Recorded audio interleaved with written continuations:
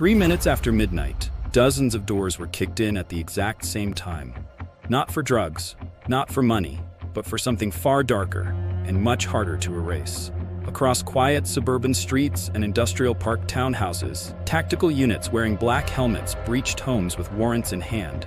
Inside, they found screens glowing in darkest corners, hard drives humming, phones tucked in freezers, encryption apps unlocked at last. By dawn, 205 alleged child sex abuse offenders had been arrested nationwide, and 115 children rescued from exploitation and harm. In a single 5-day operation the FBI would later call Operation Restore Justice. Agents poured into homes in Alabama, Oregon, California, Louisiana, New Jersey, and more. From coast to coast, simultaneous sweeps carried out by all 55 FBI field offices. To the untrained observer outside those doors, it looked routine. But behind every screen was a network that had evaded capture for years. Behind the walls of tidy living rooms and quiet bedrooms, investigators uncovered digital trails as chilling as the crimes they pointed to. Encrypted chat threads, coded messages, and dark web links that had once been invisible to law enforcement. In many cases, suspects used layers of anonymity to hide the most incriminating evidence. Until now. One arrest in San Diego led agents to devices containing thousands of illicit images and videos. Another in Salem, Oregon, involved repeated attempts to distribute and receive abusive material online, all traced back through meticulous FBI cyber forensics. But even as the suspects were taken into custody, the real question loomed.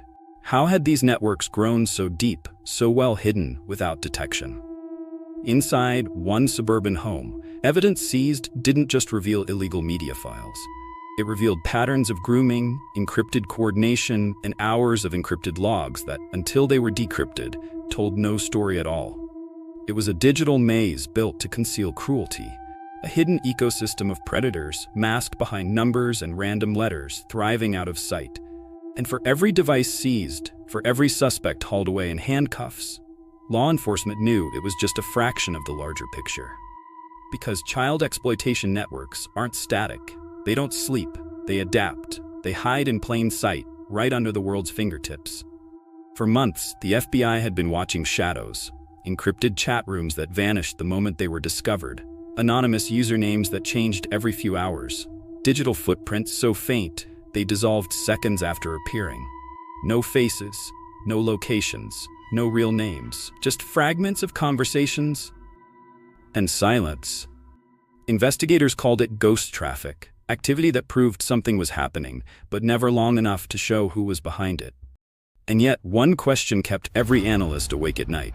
Who was hiding behind the screens, and how many victims were still trapped inside the network? Then, one message changed everything. It appeared during a routine sweep of an encrypted platform investigators had been quietly monitoring for nearly a year. No images, no links, no obvious crime, just a single line of text, buried among harmless chatter. The archive is growing faster now. Move before attention shifts. To most users, it would have meant nothing. To the FBI, it was a warning. Because archive was a word they'd seen before, always appearing shortly before accounts went dark.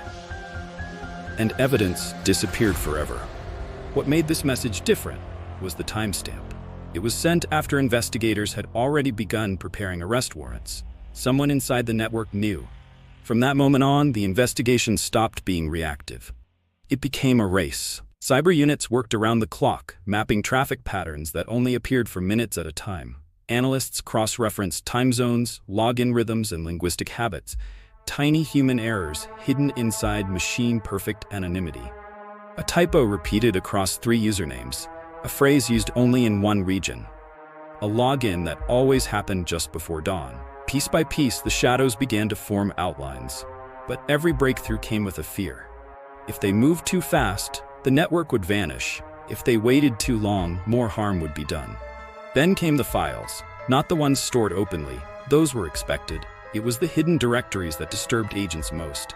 Folders designed to look empty, drives disguised as system backups, encrypted containers buried beneath layers of meaningless data. This wasn't impulsive behavior. It was organized, methodical, patient. And that meant one thing.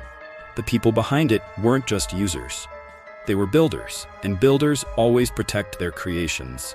As analysts widened their scope, a pattern emerged. Not a single ring, but cells, independent groups, shared access points, different roles. Some accounts never uploaded a single file. They never spoke, they only logged in, watched, and left. Others acted as gatekeepers, granting access through coded phrases and tests meant to weed out outsiders, including law enforcement. And at the center of it all were users no one could trace. That's when investigators realized something unsettling.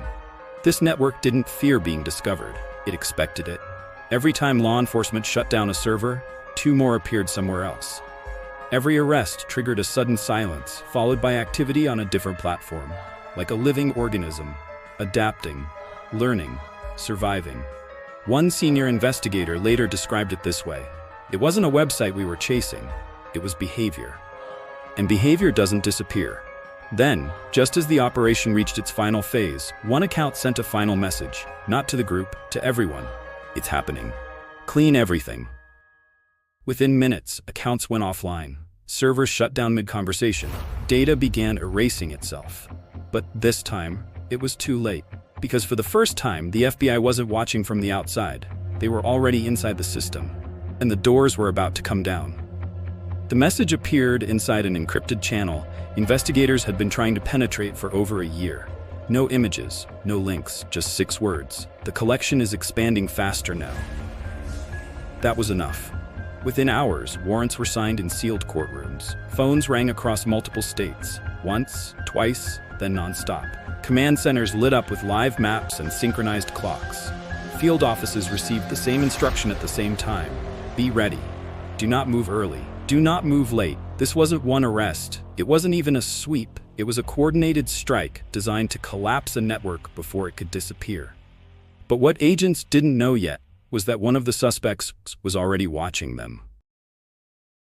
At dawn, the operations started. In quiet suburban neighborhoods where nothing ever happened. In apartment buildings where neighbors barely knew each other's names. In rural properties miles from the nearest streetlight. From the outside, normal lives. Curtains drawn, cars in driveways, coffee makers still warm. Inside, walls open to reveal hidden hard drives bolted behind insulation. Laptops wrapped in plastic, buried beneath floorboards. Phones sealed inside freezers, powered off but not erased. In one home, agents found a locked room no one else in the house was allowed to enter. No windows, no decorations, no sound. The air inside was unnaturally cold, silent, and filled with evidence they'll never forget. What disturbed investigators wasn't just what they found, it was how carefully it had been hidden. Every cable labeled, every file categorized, every device designed to disappear with a single command. This wasn't chaos, it was control. Then one agent noticed something that didn't make sense. A device was still active. In the corner of the room, a small monitor flickered. Not recording, streaming. Someone had been logged in moments before the raid. Not uploading, not downloading, watching. And when the agents checked the activity log, the last action timestamp was less than 30 seconds old. That's when the realization hit. This wasn't just a network that shared files. It was a network that observed law enforcement, tracked patterns, monitored takedowns, learned how investigators moved. The suspects didn't just hide, they adapted, and one of them had already vanished. At another location, agents breached a home listed as a priority target. Everything was there, furniture untouched, food still in the refrigerator. A laptop open on a desk, but no person, no struggle, no signs of escape. Just a single message left on the screen, too slow. As arrests continued across the country, analysts watched accounts go dark one by one. Usernames deleted, servers wiped, entire platforms falling silent. But a few stayed active, quiet, observing. And that raised a terrifying possibility. The raids had stopped part of the network, but warned the rest. By nightfall, dozens of suspects were in custody. Victims had been located, evidence secured. Yet inside FBI command centers, no one was celebrating. Because buried deep in the seized data was something investigators weren't prepared for. A list, not names, schedules. But this wasn't just about arrests. In multiple locations, victims were found alive. Some were too afraid to speak, eyes fixed on the floor, flinching at every unfamiliar sound. Others didn't even know they had been searched for, or that what was happening to them had a name. Investigators moved slowly, carefully. No raised voices, no sudden movements. In one case, a child asked a question that stayed with an agent long after the raid was over. "Am I in trouble?" One agent would later say, "The hardest part wasn't what we saw on the screens. It was realizing how long it had been happening. How many nights passed unnoticed, how many warning signs were missed, and how invisible it all was." Then investigators discovered something disturbing. The network was bigger than expected, much bigger. As seized devices were decrypted, analysts began mapping connections. What started as dozens of accounts became hundreds. What looked like isolated cases stretched across borders, time zones, and languages. Servers in different countries mirrored each other. If one went down, another took its place within minutes. This wasn't a ring, it was an ecosystem. Even more unsettling, some accounts had been active for years, not days, not months, years. They had survived platform shutdowns, arrests, and public warnings, quietly rebuilding every time. Someone always knew where to regroup. And that meant one thing: there was leadership. Buried deep in the data were usernames that never shared files. They didn't request access. They didn't engage. They issued instructions, short messages, timed perfectly. Deleted seconds later. They told others when to move, when to delete, when to disappear. Investigators began referring to them as the architects, and none of them had been arrested. The more analysts uncovered, the clearer it became. This network didn't rely on trust. It relied on fear. Fear of being exposed, fear of punishment from within, fear of stepping out of line. And fear, unlike passwords, doesn't expire. Then a forensic analyst froze mid-sentence. They had found something hidden inside the code, something that shouldn't have been there. Embedded deep within one of the seized servers was a file disguised as corrupted data. When opened, it revealed a simple message, time-stamped after the raids began. "If you're reading this, you were never meant to catch us all." The room went silent, because it confirmed the fear no one wanted to say out loud. Some members of the network were still active, still watching, and already planning what came next. This wasn't a single group, it was a layered system. Private servers nested inside other private servers, rotating usernames that expired like burner phones. Codes disguised as casual conversation, jokes, emojis, harmless phrases that meant nothing to outsiders and everything to those inside. Some members never shared files. They never typed more than a word or two. They never asked questions. They just watched. Others acted as recruiters, quietly testing new users with subtle prompts, waiting to see who understood the language and who didn't. And a few were connected to accounts that vanished seconds before the raids began. Not hours, not minutes, seconds. Someone had warned them. Investigators replayed the logs again and again, searching for the breach. No compromised agents, no leaked warrants, no obvious mistake. Yet the timing was perfect. Too perfect. Which meant the warning hadn't come from outside the network. It had come from within. That's when analysts realized the truth. This wasn't just a criminal network. It was a community built on secrecy. Shared rules, shared fear, shared survival. A system that didn't panic when threatened. It adapted. And then they reached one name on the arrest list, a priority suspect tied to multiple encrypted hubs. Agents arrived at the address on schedule and found nothing. The house was clean, too clean.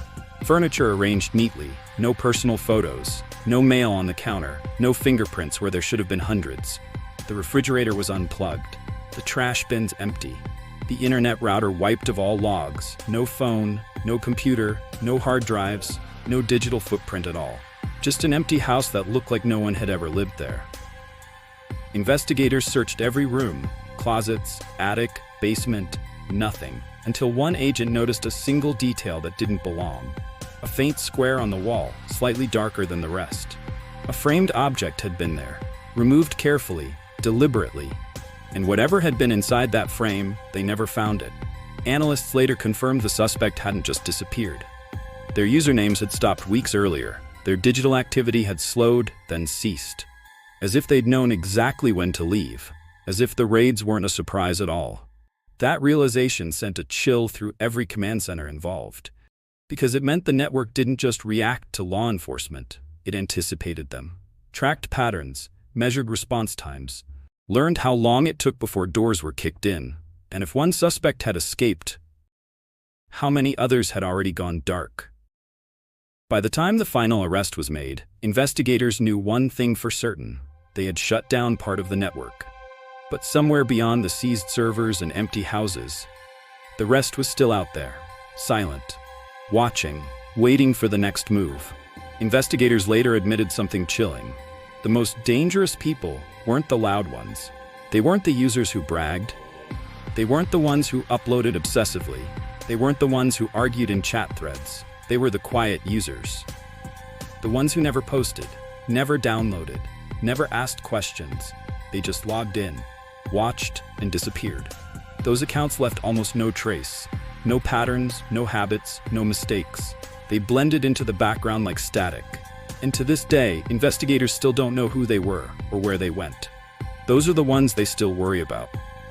But the most disturbing discovery came last, hidden inside a seized server.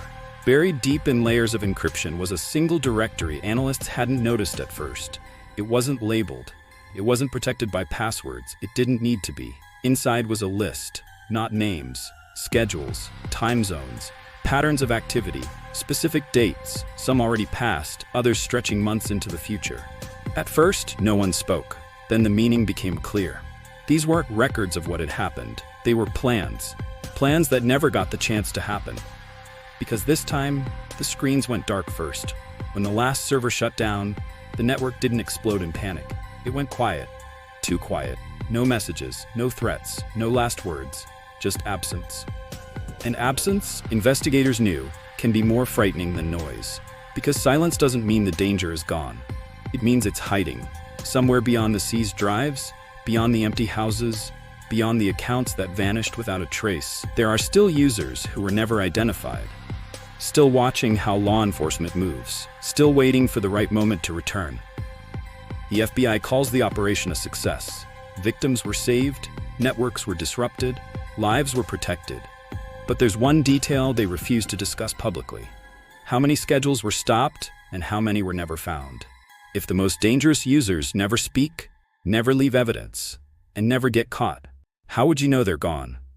And if this story unsettled you, the next one is even darker, because in that case, the warning came after the disappearance. Watch it next.